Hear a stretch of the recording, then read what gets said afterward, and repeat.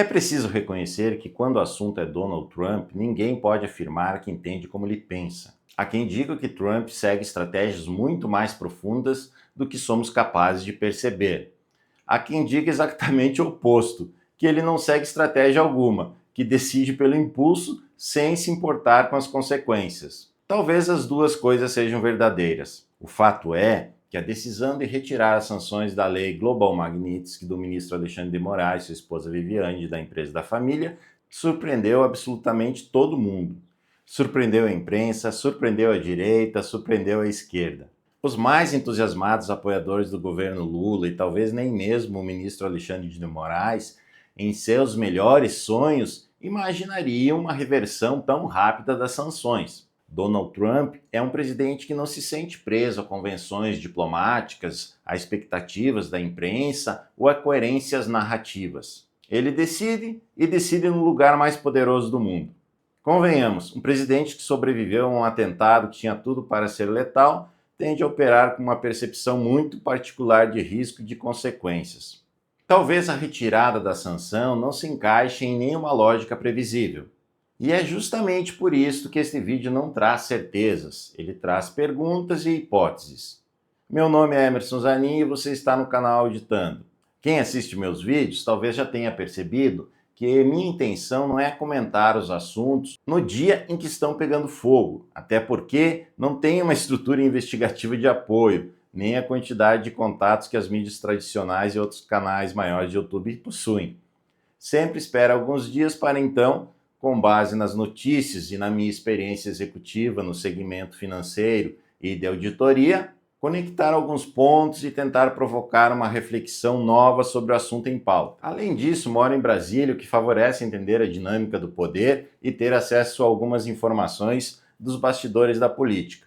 Voltando ao tema do vídeo, fazendo uma breve retrospectiva, no dia 30 de julho de 2025, o governo norte-americano decidiu incluir o ministro Alexandre de Moraes no regime de sanções da lei Magnitsky.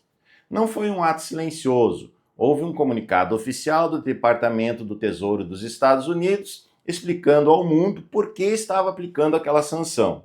Quando a sanção foi ampliada para a esposa do ministro e para a empresa Lex, da família do ministro, novamente houve comunicado. Novamente houve explicação. Ou seja, quando sancionou, o governo americano falou, e falou alto, com megafone. Na semana passada, no dia 12 de dezembro de 2025, as sanções foram retiradas. E não houve comunicado, não houve nota, não houve explicação pública. Um registro burocrático, neutro, silencioso, um sussurro ao pé do ouvido.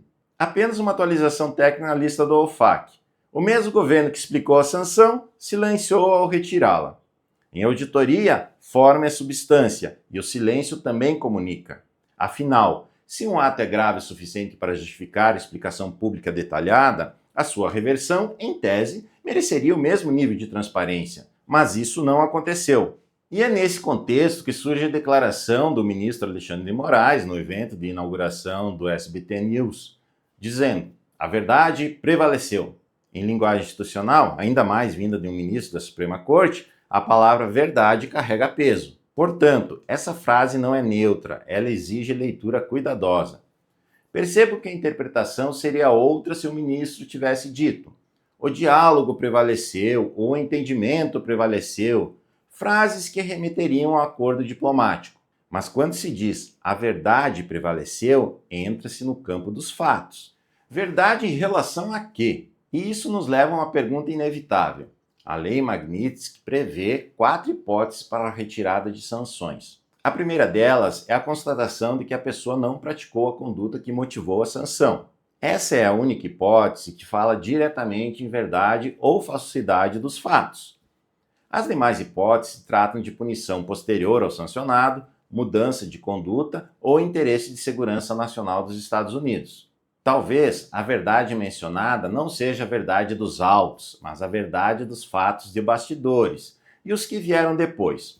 É bom ter presente que mesmo após decisões duras da primeira turma do Supremo Tribunal Federal, em que o ex-presidente Jair Bolsonaro e generais foram condenados a altas penas, não houve reação das Forças Armadas, o Senado não pautou impeachment e não houve manifestações populares de grande escala. Para observadores externos, isso pode ter sido interpretado como confirmação empírica de estabilidade institucional, ou seja, a tese de ruptura democrática não se confirmou na prática. E nesse sentido, a verdade que prevaleceu pode ter sido a verdade dos efeitos e não a dos documentos. E na verdade dos efeitos entra também a pressão inflacionária que o tarifácio de Trump sobre produtos brasileiros tem causado nos Estados Unidos, com reflexos diretos sobre empresários americanos e na população dos Estados Unidos. E é nesse momento que entra em campo André Esteves, do BTG Pactual. Segundo revelou a colunista Mônica Bergamo, da Folha, o banqueiro se reuniu no dia 18 de novembro com o secretário do Tesouro americano Scott Bessent para tratar do tarifácio aplicado a produtos brasileiros e também das sanções da Lei Magnitsky contra o ministro do STF, Alexandre de Moraes.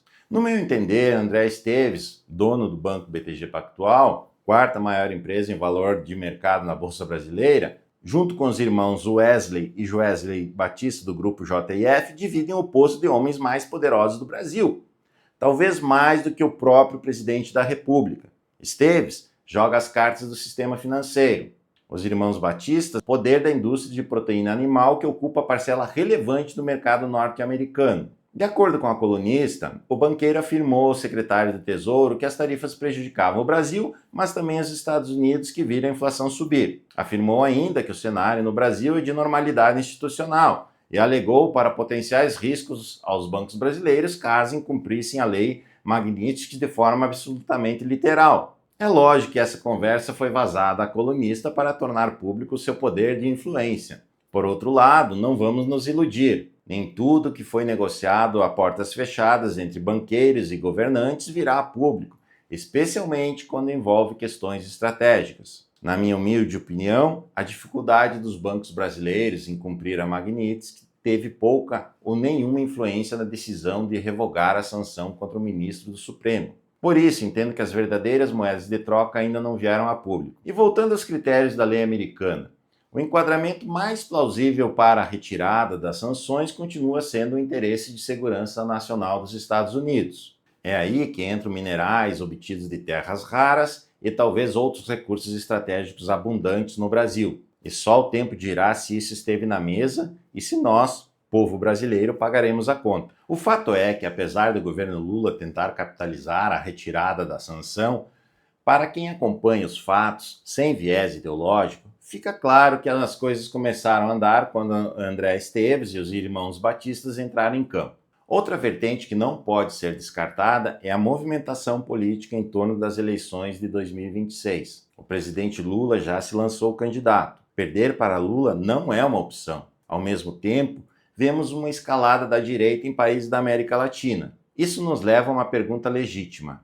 Será que estamos diante de uma mudança pragmática na postura de Lula em relação a Donald Trump? Não seria a primeira vez. Lembrem que em 2002 nascia o Lulinha Paz e Amor, uma estratégia de conciliação para vencer a eleição? Recentemente, o próprio Lula afirmou que o Lulinha Paz e Amor estava pronto para conversar com Donald Trump quando ele quisesse. Somando sinais, temos uma reversão rápida de sanções, um comunicado comedido, empresários fazendo reuniões com representantes do Tesouro norte-americano, um Trump imprevisível e um Lula experiente que faz de tudo para ganhar uma eleição. Será que veremos um realinhamento ideológico? Será que Lula buscará aproximação com o campo conservador para ampliar sua base eleitoral em 2026? Será que estamos prestes a ver cenas que há poucos dias pareciam improváveis? Em auditoria, assim como na política, os movimentos mais importantes nem sempre são os mais barulhentos. Mesmo no silêncio do que rolou exatamente para a retirada das sanções da Magnitsky, do ministro do STF, da sua esposa e da empresa da sua família, os fatos até o momento permitem emitir algumas opiniões sobre a contabilidade do poder. Quem já pagou? Jair Bolsonaro e família. Quem já recebeu? Governo norte-americano com as tarifas majoradas que já cobrou e algumas que continua a cobrar. Quem ficou com créditos a receber? Novamente os Estados Unidos, André Esteves e talvez os irmãos Joesley e Wesley Batista. Quem possivelmente saiu com dívidas a pagar? Lula e o Brasil, ou seja, nós. E Alexandre de Moraes? Ao contrário de que muitos dizem que saiu mais forte, não vejo assim, pois ficou claro que a sua força depende de um sistema, ou seja, Sozinho ele possui vulnerabilidades como todo mortal. É a primeira vez que o todo-poderoso ministro depende de outras pessoas para solucionar uma questão pessoal. E não me venham dizer que Magnitsky não estava dificultando sua vida financeira e de sua esposa. Afinal, como ela movimentaria os valores que vinha recebendo mensalmente relativos ao contrato de 129 milhões que tinha com o Banco Master, pressupondo lógico que a informação relativa a esse contrato seja verdadeira, e ao que tudo indica pois caso não fosse, era de se esperar que o ministro ou a sua esposa já tivessem vindo a público negar essa informação. Portanto, o ministro sai, no mínimo, com uma dívida de gratidão a quem o ajudou nessa empreitada. E como sabemos, no mundo político e empresarial não existe almoço grátis. Um dia a sua parte da conta do restaurante chega. E encerro perguntando a vocês: será que Lula trocará o boné do MST pelo boné do Trump com a inscrição MAGA? Make America Great Again? Ambos bonés já têm em comum a cor vermelha. Falta apenas trocar a MST por MAGA e colocar a frase no plural, Make the Americas Great Again, ou seja, faça as Américas grandes novamente. Pense nisso, nada é impossível. E deixe a opinião aqui no campo comentários. Fiquem bem e até a próxima.